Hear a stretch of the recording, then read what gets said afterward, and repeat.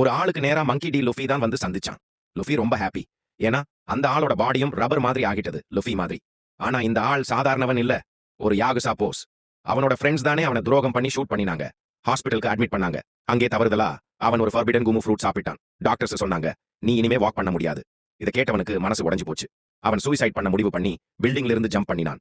ஆனா ஜம்ப் பண்ண உடனே அவன் ரப்பர் பால் மாதிரி பவுன்ஸ் ஆக ஆரம்பிச்சான். பின்னே எலாஸ்டிக் ஹேண்ட் நீட்டி ஒரு போலாய் பிடிச்சு சேவ் பண்ணிக்கிட்டான். அதுக்கப்புறம் எனிமீஸ் ஒரு ஹாட் நர்ஸை அனுப்பினாங்க.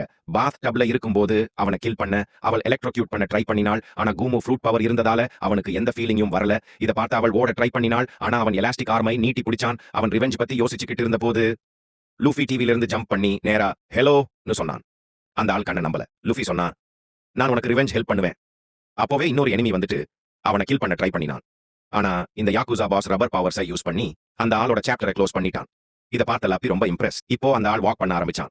இருவரும் சேர்ந்து ரிவெஞ்ச் பிளான் பண்ணினாங்க.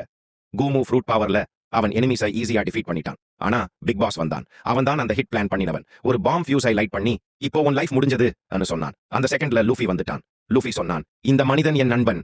ஒரே ஒரு மைட்டி ரப்பர் பஞ்ச்ல அந்த ஓல்ட் பாஸ் ஸ்ட்ரைட்டா மூனுக்கு போயிட்டான். அப்படிதான் லப்பி அந்த ஆளுக்கு ஃபுல் ரிவெஞ்ச் கிடைக்க ஹெல்ப் பண்ணானன்.